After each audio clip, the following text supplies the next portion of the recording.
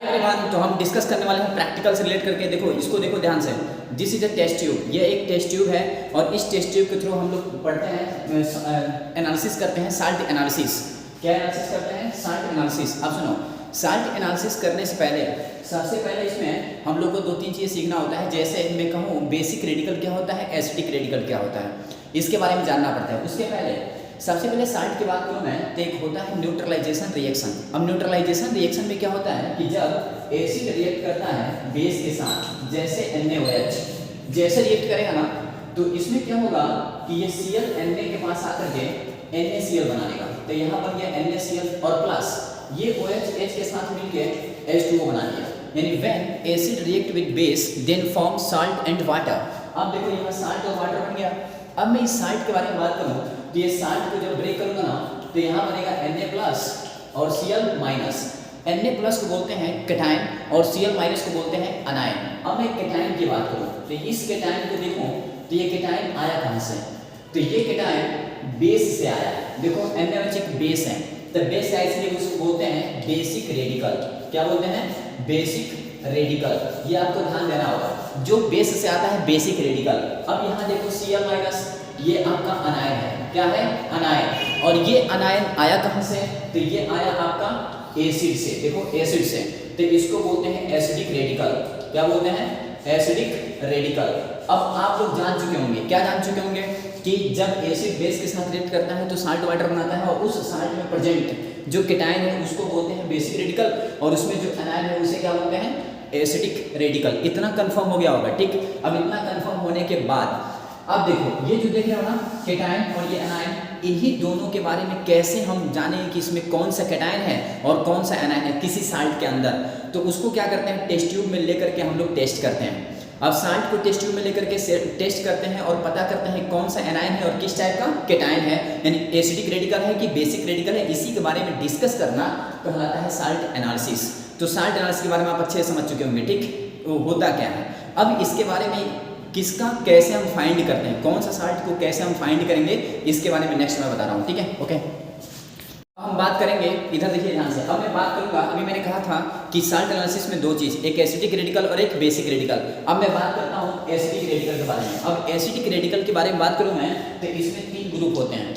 Acidic radical 3 ग्रुपों में categorise हो जाता है। अब वो 3 ग्रुप कौन है? एक है जिसका नाम है फर्स्ट ग्रुप, एक है सेकंड ग्रुप, एक है थर्ड ग्रुप। अगर मैं फर्स्ट ग्रुप की बात करूँ तो इसके अंदर जो भी अनायंस होते हैं वो कौन होता है? CO3 2-, CH3COO-, NO2-। Actually inter में बस 3 ही में से कोई एक आता है।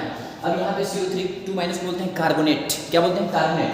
CH3COO- को बोलते हैं एसिटिक आयन, और एसिटेट आयन या एसिटिक आयन ये NO2- nitrite ion.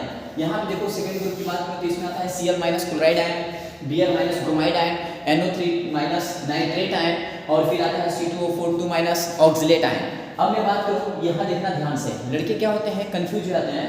First group में NO2 आता है और सेकंड ग्रुप में NO3, दोनों में डिफरेंस है, ध्यान देना।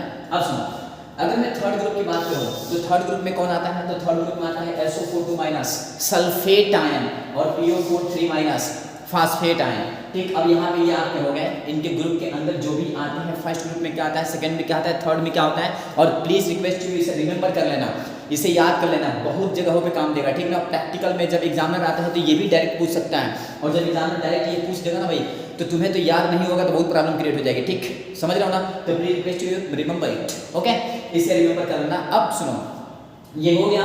अब कैसे पता करेंगे कि कौन सा, मतलब कोई साल्ट ले लिया और अननोन साल्ट है, मुझे कोई पता नहीं उसमें कौन सा साल्ट है। अब क्या मिलेगा, जैसे मान लो सपोज हमको किसी पेपर में करके दे देगा और अननोन साल्ट होगा और सब वाइट कलर का होगा, पता नहीं चलेगा। अब तुमको पता करना होगा कि किस टाइप का साल्ट है। इसके लिए क्या करेंगे, तो इसके लिए सबसे पहले साल्ट को टेस्ट ट्यूब में लेंगे। टेस्ट ट्यूब में लेने के बाद उसके अंदर डाइल्यूट H2SO4 डालेंगे, और डाइल्यूट H2SO4 डालने के जस्ट बाद अगर उसमें से गैस रिलीज हो गई, इसके मतलब फर्स्ट ग्रुप प्रेजेंट। अगर उसमें से गैस रिलीज नहीं हुआ तो फर्स्ट ग्रुप अब्सेंट। अब फिर क्या करेंगे, उसको फेंक देंगे, फिर साल्ट को लेंगे, और फिर लेने के बाद उसमें कंसंट्रेट H2SO4 डालेंगे, और कंसंट्रेट डालने के बाद अगर उसमें से गैस रिलीज हुई तो सेकंड ग्रुप प्रेजेंट, और अगर गैस रिलीज नहीं हुई इसके मतलब third group present.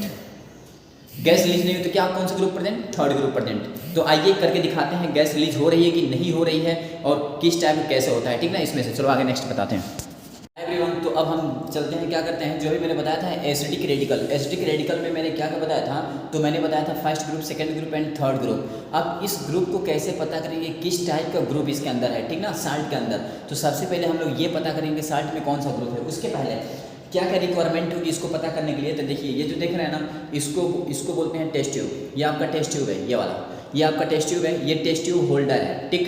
Test tube holder से टेस्ट ट्यूब को हम क्या करते हैं, ऐसे टेस्ट कस देते हैं, ठीक ना। और ऐसा करने के बाद क्या करते हैं, अपन यूज करते हैं, इसका नाम है स्पेचुला, इसको बोलते हैं स्पेचुला। अब ये जो स्पेचुला है ना, इसके थ्रू हम लोग क्या करते हैं, जिस साल्ट का साल्ट एनालिसिस करना होता है वो साल्ट ऐसे रहेगा, हमें अननोन रहेगा, वो पता नहीं रहेगा। अब इस साल्ट को इस स्पेचुला के थ्रू क्या करते हैं, हम ले करके और इसके अंदर डिप करते हैं, डाल देते हैं इसमें, देखो अब ऐसे डाल दिया इसके अंदर साल्ट को। डालने के जस्ट बाद अब क्या करते हैं इसमें हम लोग, अभी मैंने कहा कि सबसे पहले डाइल्यूट H2SO4 या डाइल्यूट HCl यूज करते हैं और उसको इसमें डालते हैं। और इसमें डालने के बाद उसको किससे डालते हैं, तो इसको देखिए, इसको बोलते हैं ड्रॉपर, दिस इज ड्रॉपर। अब ड्रॉपर के थ्रू हम लोग निकालते हैं किसको, डाइल्यूट H2SO4 या डाइल्यूट HCl, डिपेंड नहीं हो, दोनों में से कोई एक ले सकते हो। अब इसको निकाल के इसमें हम डिप करते हैं, ठीक। अब डिप करेंगे तो कैसे करेंगे, तो देखो मैं कर रहा हूँ डिप, जैसे आप देखिए यहाँ पे ये दिख रहा है ना, ये डाइल्यूट HCl है। अब डाइल्यूट HCl को मैं क्या करूँगा, इसके थ्रू निकालूंगा, ठीक। अब लेने के बाद डाइल्यूट HCl को इसके अंदर मैं डालूंगा और जैसे इसके अंदर डालूंगा, देखिए इसमें ब्रिस्क इफरवेंस, गैस इवॉल्व होने लगा, देखिए गैस इवॉल्व हो रही है, देखो इवॉल्व हो रही है ना गैस, देखो साइड में देखो यहाँ पे। अब इसमें से गैस इवॉल्व होने लगा। अब जैसे इसमें से गैस इवॉल्व होने लगा, निकलने लगा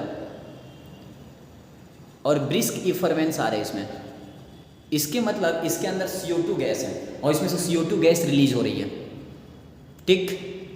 CO2 गैस, इसके मतलब क्या मालूम चला कि जब डाइल्यूट HCl डाला मैंने तो इसमें से ब्रिस्क इफरवेंस के साथ CO2 गैस इवॉल्व निकलने लगी, रिलीज होने लगी। इसके मतलब ये एसिडिक रेडिकल के अंदर फर्स्ट ग्रुप में है, मतलब ये इसमें फर्स्ट ग्रुप है। इस साल्ट के अंदर जो ग्रुप प्रेजेंट है वो कौन सा ग्रुप प्रेजेंट है, फर्स्ट ग्रुप।